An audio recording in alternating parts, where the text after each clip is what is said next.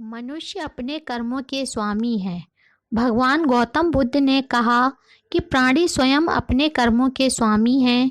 वे अपने कर्मों की ही विरासत पाते हैं, अपने कर्मों से ही उत्पन्न होते हैं, अपने कर्मों के बंधन में बंधते हैं। उनके कर्म ही उनके शरणदाता हैं।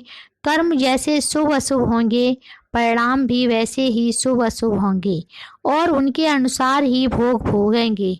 जो कुछ हमें भोगना पड़ता है वह हमारे ही किए का फल है। किया हुआ चाहे नया हो या पुराना, उसका फल हमें अवश्य भोगना ही पड़ता है। भाग्य हमारे अधीन है। हम जैसा चाहें वैसा भविष्य बना सकते हैं। कर्म का विवेचन करने पर ज्ञात होता है कि उसके उद्गम के 3 स्थान हैं: मन, वचन और कर्म। मनसा वाचा कर्मणा, मानसिक, वाचिक और कायिक।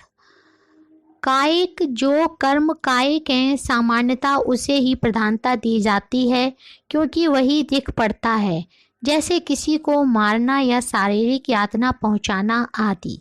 वाचिक किसी को गाली देना, अपशब्द कहना या बुराई करना आदि। इसे भी थोड़ी गंभीरता से लिया जाता है। तीसरा आता है मानसिक, किसी के प्रति मन में बुरी भावना लाना आदि। इसे सामान्यतः बहुत ही मामूली बात समझा जाता है, परंतु वास्तव में यह मूल्यांकन गलत है। वस्तुतः क्रम इसके विपरीत है। मानसिक कर्म विचार सबसे महत्वपूर्ण है क्योंकि शेष दोनों प्रकार के कर्म, वाचिक और कायिक, का मूल उद्भव स्थान तो मन ही है। जो कुछ भी बोला या किया जाता है उसका विचार पहले मन में ही उठता है। इसलिए किसी भी कर्म का मूल्यांकन करने से पहले उस समय मन की भावना को देखना आवश्यक है। एक डॉक्टर या वैद्य और एक हत्यारे का उदाहरण लें। दोनों ही शस्त्र का प्रयोग करते हैं। दोनों के शारीरिक कर्मों से एक निर्दोष व्यक्ति को पीड़ा होती है, उसकी मृत्यु भी हो सकती है, परंतु डॉक्टर को कोई दोष नहीं है। हत्यारे को दंड मिलता है क्योंकि छुरी का प्रयोग करते समय डॉक्टर और हत्यारे की मनोभावना में अंतर था। एक की इच्छा उपकार करने की थी और दूसरे की अपकार की। इसी प्रकार वचन की भी बात है। एक व्यक्ति दूसरे को मूर्ख या बेवकूफ़ कह देता है तो झगड़ा हो जाता है, परंतु एक पिता अपने पुत्र को मूर्ख या बेवकूफ़ कहता है तो कुछ नहीं होता, कोई बुरा नहीं मानता। इसलिए कहा गया है कि मन ही प्रधान है।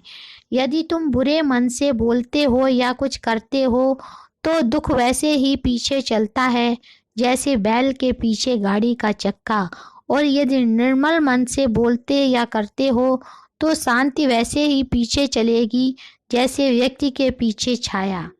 कर्म राग और द्वेष के जनक हैं।